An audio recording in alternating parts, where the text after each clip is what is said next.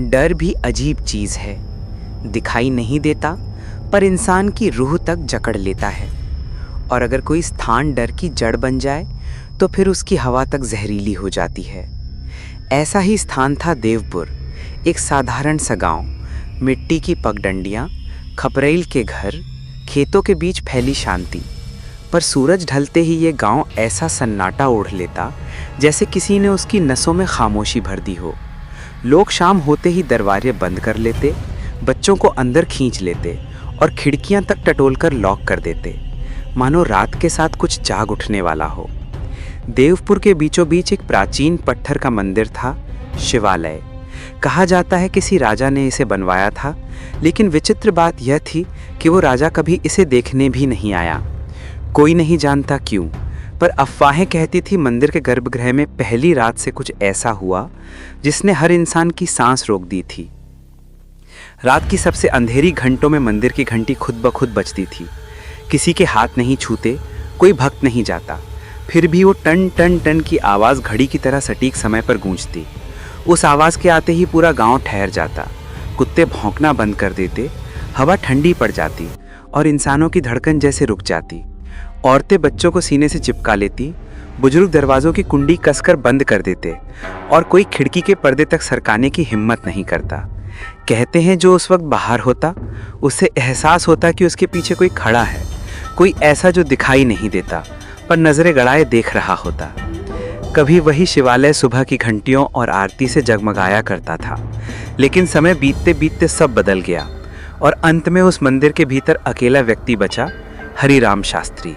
उम्र 50 के आसपास, पर चेहरा ऐसा जैसे सदियों से नींद उससे छूट गई हो। दिन के समय वो वैसा ही दिखता जैसा हर पुजारी, शांत, संयमित, भक्तों को आशीर्वाद देने वाला। लेकिन रात पड़ते ही मंदिर के भीतर कुछ बदल जाता। दरवाजे बंद हो जाते, लेकिन अंदर हल्की रोशनी टिमटिमाती रहती, जैसे कोई दीपक लगातार जल रहा हो।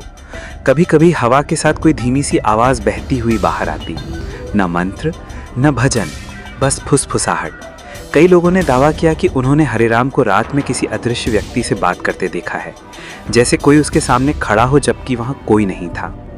हरिराम के पिता इसी मंदिर के पुजारी थे, अत्यंत श्रद्धालु और शांत स्वभाव वाले।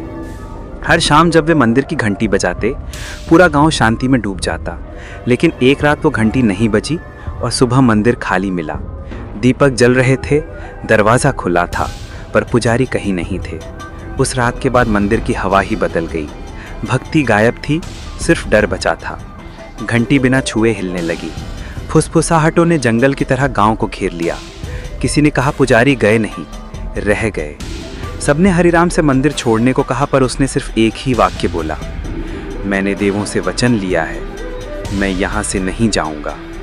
उसके बाद अफवाहें आग की तरह फैल गईं। कोई बोला वो अब ईश्वर की नहीं किसी और शक्ति की पूजा करता है। लोग मंदिर के पास से गुजरते हुए तेज कदम रखकर निकलते और शाम होते ही घरों में दुबक जाते। फिर आई अमावस्या और देवपुर का डर सच्चे रूप में जन्म लेता गया। उस रात रामू नाम का किशोर मंदिर के पीछे से गुजर रहा था। तभी उसे अजीब स्वर सुनाई दिए, मंत्र जैसे, लेकिन अटपटे, मानो किसी गले के अंदर से फटकर निकल रहे हों। उसने मंदिर के दीवार की दरार से झांका और उसका खून सूख गया। हरिराम दीपक के चारों ओर लाल तरल पदार्थ डाल रहा था और उसके सामने कोई मूर्ति नहीं, बल्कि एक काली परछाई जो खुद ब खुद हिल रही थी जैसे वह जिंदा हो। तभी अंदर से आवाज गूंजी, कौन है वहां? रामू भागा, गिरा, घिसटा, पर पीछे मुड़कर नहीं देखा। गांव वाले उसकी बात पर हंसे, लेकिन कुछ भीतर टूट चुका था। उसके बाद गांव मानो बदकिस्मती के पंजों में फंस गया। पहले पशु मृत मिले, फिर बच्चों के नींद में चलने की घटनाएं बढ़ीं, फिर पेड़ों पर खुद ब खुद जलते अनगिनत छोटे दिए लटके पाए गए और रात होते ही घंटी की आवाज़ के साथ दो आवाज़ें आरती गाती, एक हरिराम की और दूसरी इंसानी नहीं। आखिरकार सरपंच गांव वालों को लेकर मंदिर पहुंचा, लेकिन दरवाजे पर राख की एक सीधी रेखा बनी थी और हरिराम श्वेत वस्त्रों में खड़ा था, आंखें अंगारों की तरह लाल और चेहरे पर अजीब मुस्कान। उसने बस इतना कहा, जिसने इस रेखा को पार किया, सूर्य उसके लिए फिर नहीं उगेगा। और किसी में हिम्मत नहीं बची आगे बढ़ने की। दिन गुजरते रहे और मौतें बढ़ती चली गई। हर बार निशान एक ही, गले पर जलन, जैसे किसी ने आग भरे हाथ से दबोचा हो। अंततः 5 साहसी गांव वाले मशाले लेकर मंदिर में घुस गए, लेकिन अंदर राख से बने त्रिकोण, बुझते दीपक और मध्य में बैठे हरिराम ने उन्हें रोक दिया। उसकी आंखों में सफेदी गायब थी, उनमें सिर्फ ऐसा अंधेरा था जो जीवित लगता था। उसने फुसफुसाते हुए कहा, मैं अब प्रकाश का पुजारी नहीं, मैं अंधकार का द्वारपाल हूं। और उसी क्षण सभी घंटियां एक साथ बज उठीं।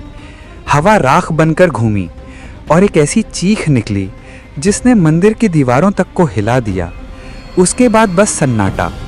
सुबह मंदिर खाली मिला और फर्श पर सिर्फ 5 काली जली हुई परछाइयां थीं। उनमें से सबसे बड़ी हरिराम की थी। वर्ष गुजरते गए, देवपुर मानो नक्शे से गायब हो गया। खेत, घर, कुएं सब छोड़कर लोग भाग गए, लेकिन मंदिर बचा रहा और उसका सन्नाटा और भी भारी होता गया। फिर 1970 में शहर से अधिकारी आए, पुरातत्व दल। गांव के बुजुर्गों ने चेताया, उसे मत जगाओ जो खुद जागा हुआ है, लेकिन उन्होंने हंसकर अनसुना कर दिया। खुदाई शुरू की गई और जमीन के भीतर एक शुष्क पत्थर का कक्ष मिला। वहां एक मूर्ति खड़ी थी, आंखें पूरी खुली, लेकिन उनमें प्रकाश नहीं, सिर्फ अनंत गहराई थी। इतनी गहरी कि देखने वाले को लगे जैसे कोई उसे भीतर खींच रहा हो।